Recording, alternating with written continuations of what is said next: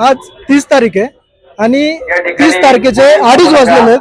केवळ अर्धा तास हा फॉर्म भरायला राहिलेला आहे आणि अजून देखील प्रत्येक पक्षाचे पदाधिकारी सांगतात एबी फॉर्म आम्ही तुम्हाला 15 मिनिटांमध्ये देऊ, 10 मिनिटांमध्ये एबी फॉर्म देऊ.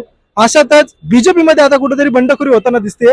बीजेपीचे युवराज कुचेकर जे रामटेकडी प्रभाग 17 मधून इच्छुक होते, दादा काय सांगाल? तुम्हाला अजून देखील पक्षाकडून सांगितलं जातं की एबी फॉर्म भेटणार आहे.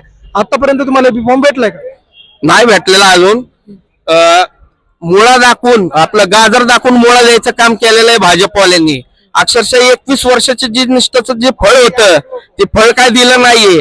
कष्ट केलं आम्ही, बीजेपी नेली घरापर्यंत. आम्ही ज्यावेळेस रामटेकडी मध्ये भाजपचा एक कार्यकर्ता नव्हता त्यावेळेस युवराज कुचेकर, शक्तिसिंग कल्याणे आम्ही भारतीय जनता पार्टी आणली आणि योगेश अण्णा टिळेकर यांच्या मार्गदर्शनाखाली 2014 पासून काम करतोय.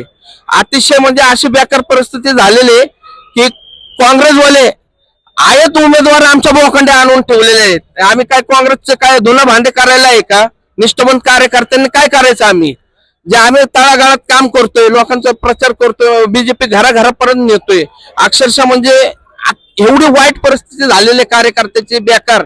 आणि ते जे आलेत ना ते पडतान ते तर 100% पडणार आहे, पण उभ्या आयुष्यात कधी समाजकार्य केलेलं नाही त्यांनी, आधी बी नाही. आता अर्धा तास राहिलाय, अजून तुम्हाला सांगितलं जाते का एबी फॉर्म? कुठं सांगितलं सकाळी 8:30 वाजता जाऊन तुम्ही थांबा तिथं की तो आम्ही बघतोय करतोय.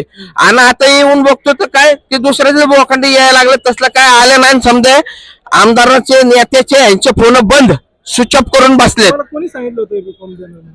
योगेश अण्णा टिळेकर हे माझे नेते मार्गदर्शक ह्यांनी सांगितलं होतं सकाळी की तिथं जाऊन तिथं थांब म्हणून, करतोय म्हणून.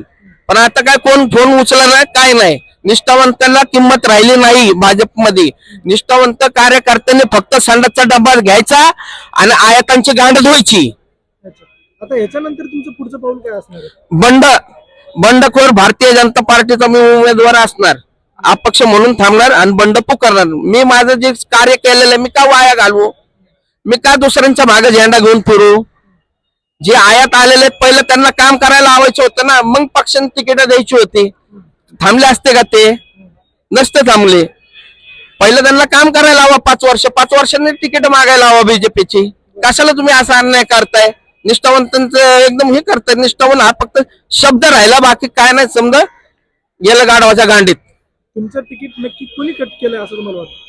आता माझं तिकीट तर आता काय शेवटी योगेश अण्णा टिळेकर होते, धीरज भाऊ होते, गणेश बिडकर होते. ते बी म्हणले की युवराज काय काळजी करू नको, तू जुना कार्यकर्ता आहे, तुला 100% भेटत.